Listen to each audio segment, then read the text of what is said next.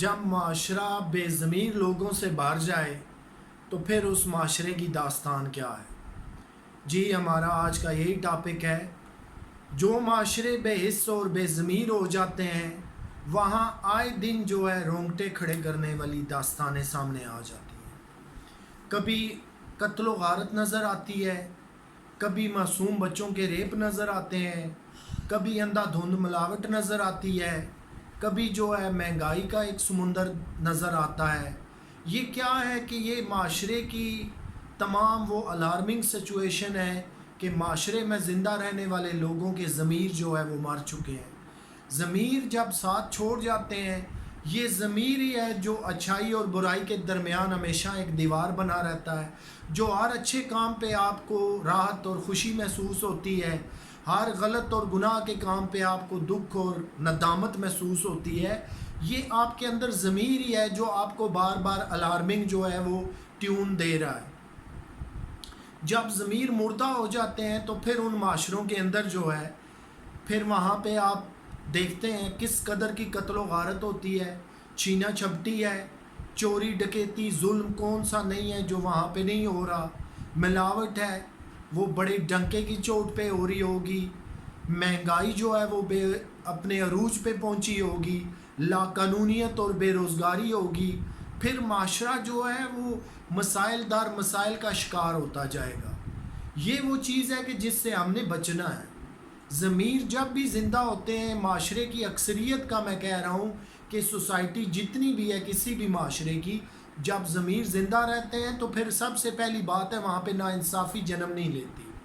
پھر ضمیر زندہ رہتے ہیں تو پھر نہ وہاں پہ بہت زیادہ قتل و غارت ہوتی ہے، نہ بہت زیادہ درجے کی ملاوٹیں ہوتی ہیں، نہ وہاں پہ معصوم بچوں کے ریپ ہوتے ہیں، نہ عورتوں کے ریپ ہوتے ہیں، نہ اغوا ڈکیتی چوری کے کیسز ہوتے ہیں۔ یہ ضمیر ہی زندہ ہوتے ہیں جو ہر انسان کو یہ سوچنے پہ مجبور کر دیتے ہیں کہ یہ غلط ہے، یہ تو بالکل ہی غلط کام ہے، اس کو کیسے سپورٹ کیا جائے۔ لیکن جب ضمیر جو ہے وہ مر جاتے ہیں، مردہ ہو جاتے ہیں، پھر آپ کے سامنے آئے دن داستانیں آتی ہیں، کتنی المناک داستانیں آتی ہیں۔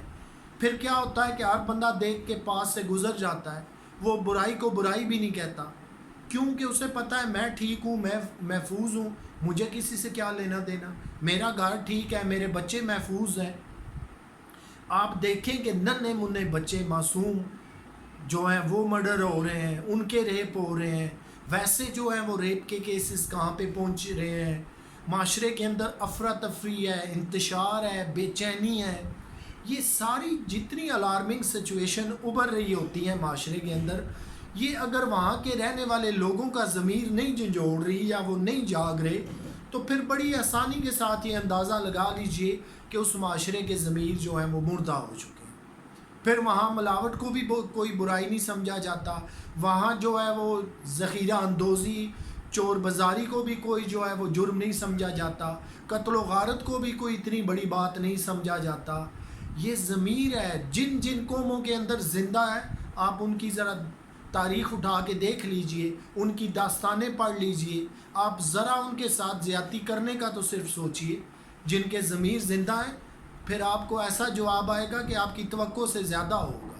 لیکن جہاں پہ بھی ضمیر جو ہے وہ مر جاتے ہیں پھر آپ جو چاہے مرضی کرتے رہیں، پھر آپ کو کوئی روکنے ٹوکنے والا نہیں ہے، اور معاملات تو پھر اسی طرف جاتے ہیں کہ میرا گھر پورا ہے، میرے معاملات ٹھیک ہیں، تو مجھے کیا ضرورت ہے کہ میں کسی کے مسئلے میں پڑوں۔